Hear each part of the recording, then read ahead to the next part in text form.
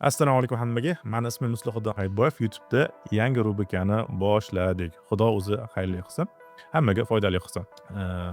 Bu rubrikamizda nima qilamiz? Kelib qolgan savollar bor, yig'ilib qolgan savollar bor.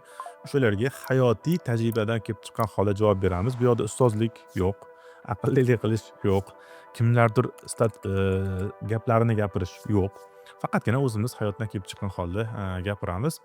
Instagramda bormoqchi, Instagramda sal qiyin ekan, yoqmadi Instagramda. Chunki 45 sekundda hamma narsani gapirishingiz kerak, uning ichida hook ham bo'lishligi kerak, oxirida call action bo'lishligi kerak va hokazo. O'zingiz ham bilasizlar. O'shaning uchun YouTube'da yozib olib, xotirjam gaplashsak bo'ladi. Chunki men Instagramga o'zimga ko'p savollar kelib turadi yoshlardan, biznes bo'yicha, investitsiya bo'yicha, musofirchilik bo'yicha. O'sha savollarni yig'ilganini har hafta yig'ib berishsa bolalar, o'shalar o'qib javob berib ketamiz. Har hafta xudo xolasa bittadan video chiqarishga harakat qilamiz. Nimaga endi man? Chunki men 15 yoshdan beri faqat safarda yurganmiz.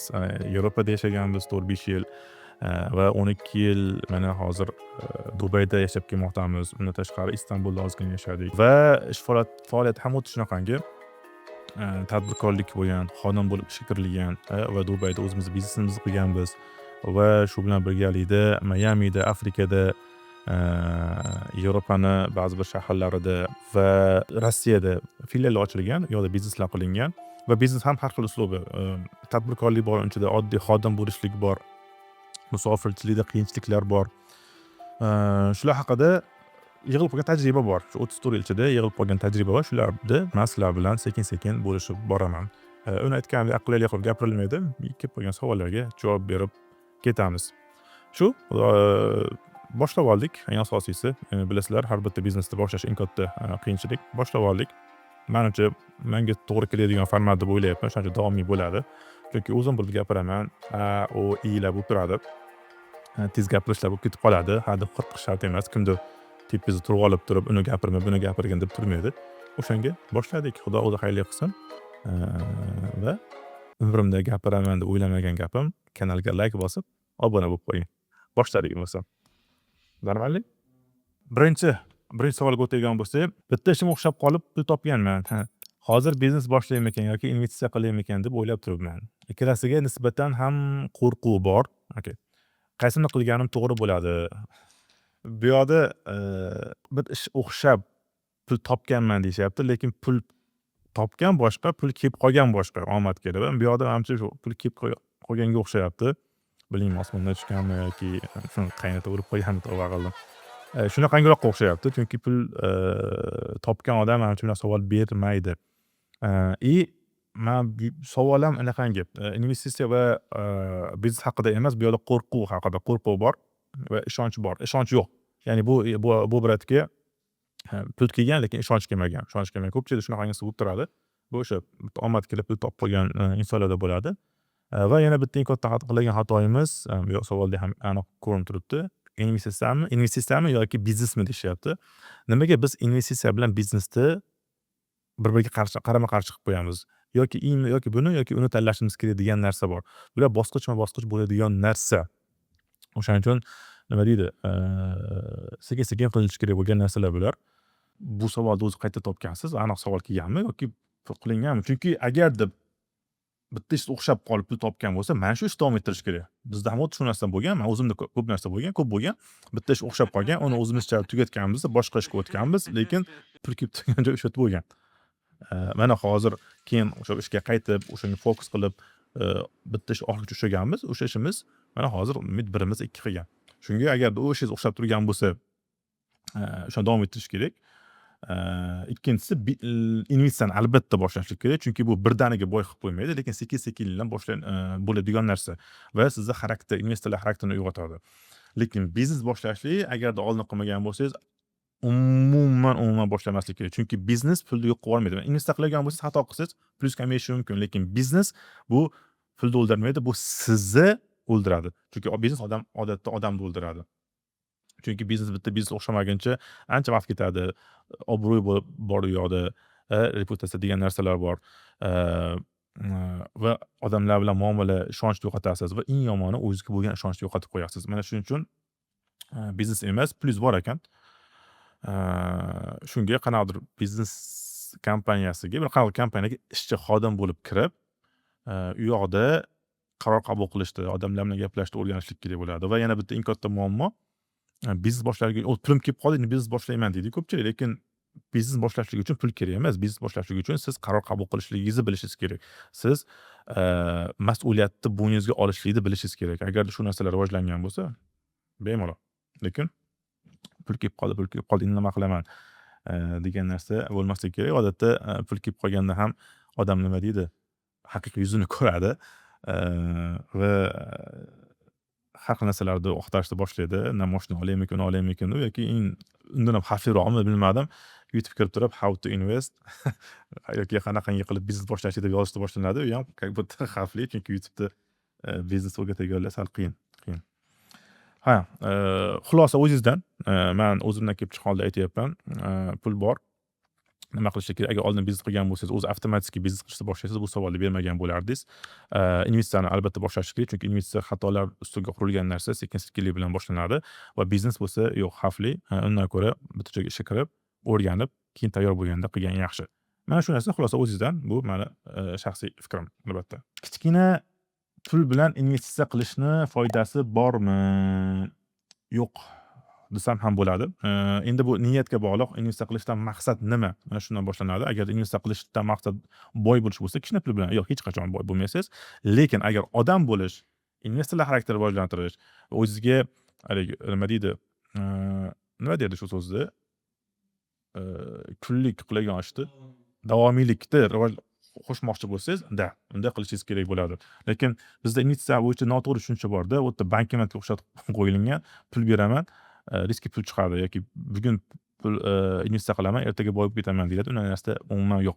Mana birinchi qaysi bitcoin olganman. Birinchi bitcoin olganimni eslayman, kichkina pulga. Har kuni ertalab turib, telefonga ochmadimi deb. Bu yoqda biznesda katta pullar yo'q ketsa ham, men shunda tushgan bir $10, $15 kayfiyatga ta'sir qilardi bor-ku. Bu yoqda biznesda pachach chiqyapti bo'lmasam. Lekin $10 tushsa xafa bo'lasiz. Vaholanki $10 kofe puli ham emas. O'shaning uchun kichkinami, kattami investitsiyani boshlashlik kerak. Chunki u aytganimdek xatolar ustiga quriladi. Lekin bu shuning investitsiya bu bankomat emas, birdaniga beradigan, lekin sekin-sekinlik bilan siz o'zingiz 10 yilda kuchliroq investor bo'lib yetishasiz va bu boshqa ishlaringizga ta'sir qilmaydi. Lekin yana ikkinchi aniq investitsiyani boshlashlikda yana bitta katta nimasi, sababi, men ko'p 35 yosh, 40 yoshli akalarni o'tirib qolganimda buni Instagramda ham yozganman. Juda ko'pchilik aytadi, investitsiyani boshlamayapman, endi kerak bo'lyapti degan narsa bo'ladi. Mana shu narsa siz 40 ga chiqqaningizda aytmaysiz shu so'zni, eng zo'ri. Afsuslanmaysiz. Naboratiga shu xatolarni, kichik xatolarni qilib turib, katta summa bo'lganda siz to'g'ri qarorlar qabul qilishga tayyor bo'lasiz. Biznesim pul topmayapti. Sabr qilib davom etaymi yoki yopgan yaxshimi? Xo'p, bu boshimdan o'tgan narsa. Bu yoqda savol biznesni qilaymi, davom etaymi, sabr qilaymi yoki yopaymi deyishda emas. Bu biznes yurmay turgan tan olishda. Tan olish degani, o'zim ichimdan o'tgan narsalarni aytib beraman sizga. Tan olish degani bu nima? Xato qilganingizni tan olish degani. Odamlar "Voy, shuni ham eplolmadingmi?" deyishiga tayyor bo'lish degani. Va o'zingiz ham eplolmadimmi deyishingizga tayyor bo'lish degani. O'shaning uchun shundan qochib turib biznes o'xshamasa ham yopmaymiz. Pul to'g'risi eng oxirgi o'rinda. Bilasiz, biz insonmiz, boshqa narsalarni ko'proq faktorini o'ylab qo'yamiz. O'shaning uchun bu yoqda bu savol ham tan olishda. Va o'zimiz opitdan kelib chiqib aytamiz, bizda ikkalasi ham bo'lgan. Bir bizneslar bor, siz fokus qilmayapsiz. Ikkinchi, uchinchi biznes qilib qo'ygansiz, u biznesga fokus qilganingiz yo'q va u pul yeb yotibdi. Va buni prosta yopishlik kerak. Menda ham shunaqangi bo'lgan, ikkita-uchta bizneslarimiz bo'lgan. Biznes emas, kichkina bizneslar deylik. Ular pul yerdi. Pul yemasa ham, o'zini o'zi eplayversa ham hech o'xshamasdi. Doim kallangizda bir joyda o'zingizni qiynab turgan narsa bo'ladi. Hamma narsanga ko'z yumib shu biznesni yopgandan keyin men xotirjam mazza qilib uxlashni boshlaganman. Qiyin bo'lgan, kimlardir kelib turib, "Eplanmadingmi?" degan, mazza qilib uxlaganman. Eng asosiysi baribir ichki xotirjamlik. O'shaning uchun mazza qilib uxlaganmiz. Lekin ba'zi bizneslar bor, o'zingiz fokus qilasiz, ya'ni qo'porib aytganda eng katta biznes shu bo'ladi. Lekin biznes o'xshamay qolishligi mumkin. Unaqangida fokus qilgan yaxshi. Uni qanday bilasiz? eng oson qilib aytganda, agarda biznes o'smayapti, lekin siz uni ichida yurib o'sib turgan bo'lsangiz, unda qoldirish kerak. Lekin agar biznes ham o'smayapti, siz ham o'smayapsiz, yopishlik kerak, chunki rizq bundan emas, rizq boshqa yerdan bo'lishligi mumkin. Bemalol boshlashlik kerak bo'ladi. Yoki yana oddiyroq qilib aytganda, men o'zim qiladigan narsa, ikki kishi bilan doim maslahatlashaman. Bittasi biznes egasi, ikkinchisi finansist. Chunki finans bilan gaplashganingizda u doim raqamlarga qarab qaror qabul qiladi va risk aytadi, yopgin deydi. Foyda olib kelmayaptimi, yopgin deydi. Bundan yaxshi tomoni, uni gapini eshitish emas, bizni kallamizga kelmagan narsalarni ochib beradi. Biznes bilan gaplashadigan bo'lsangiz, biznesmen bilasiz, tavakkalchi, tadbirkor tavakkalchi bo'ladi. U sal boshqaroq yondashadi. O'shaning uchun doim ikkitasi bilan gaplashing. Men ko'proq finans emasman, ko'proq tadbirkor bo'lganligim uchun men aytamanki, agarda fokus qilyapsizmi, o'syapsizmi, chunki mana pul kelmay turgani, 100 bo'lgan bo'lsa, suv chiqyapti, qayta muammo bo'lib qolganda, siz o'sha muammoni hal qilish bilan ovorasiz, to'g'rimi? U yoqda bordingiz, oshxonani qaradingiz, bu yoqda bordingiz, oshxonani qaradingiz, ya'ni sekin-sekin o'ziz o'syapsiz. Bitta muammolarni hal qilib chiqyapsizda, o'shanda bir kun topasiz. Lekin agarda siz ham nima qilishni bilmasdan dovdirab yurgan bo'lsangiz, xonaga kirib olib, har kuni ishga kelib, nima qilishni bilmasdan oxiri YouTube ko'rib yoki Instagram ko'rib o'tirgan bo'lsangiz, unda yoping-da, sal boshqa joyga chiqib keting. Mana shu narsa xulosa o'zingizda. Pulni qayerda ushlaganim yaxshi? Tilla yoki kumush olib qo'ysam bo'ladimi? Va hozir tilla juda ham hype'da bo'lyapti. Bu video qachon chiqadi bilmadim, lekin savol yozilganda tilla juda ham hype'da, hamma tilla olib yotibdi. Bu yoqda qarang, investitsiyada o'zi bilasiz, har bitta narsada niyat juda ham muhim. Investitsiyada ham xuddi shunaqangi. Bu yoqda aytishyaptiki, pulni qayerda ushlaganim yaxshi. Maqsad sizda pulni ushlashmi, saqlab qolishmi yoki pulni o'stirishmi? Tilla pul sizni boy qilib yubormaydi, lekin pulingiz yo'qolib ketishini oldini oladigan narsa. Pulingiz yo'qolib ketishini oldini oladigan. O'shaning uchun pulni ushlab turmoqchi bo'lsangiz, qaysidir ma'noda bo'lishligi mumkin, lekin hozir narx oshib yotibdi. Hozir umuman olish kerak emas, chunki narxi tushgandan keyin 15% 2-3 yil ketib qolishligi mumkin u narxga chiqqani. Masalan, oxirgi 7 yilda oling, tilla qancha oshdi? Qancha oshdi? Ozgina ko'ring, men aytmayman sizga, ozgina ochib ko'ring, siz ham izlaning, men aytmayman sizga. Ko'ring qancha oshganini. Shu narsani keyingi 7 yilga ham prognoz qilsangiz bo'ladi, lekin oxirgi 1 yilga qaramang, chunki unda bozor nestabilniy bo'lganda nerealniy oshib ketib qoldi tilla.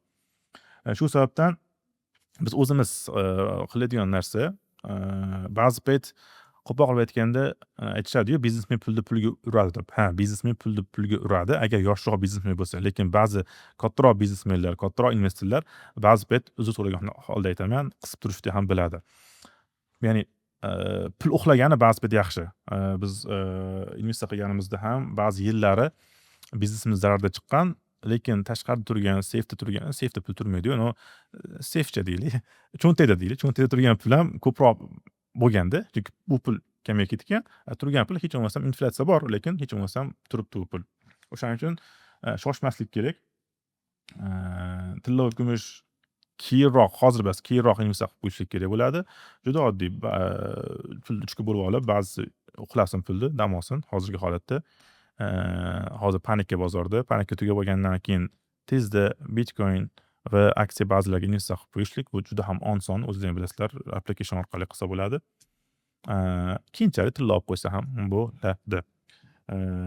Xulosa o'zingizdan.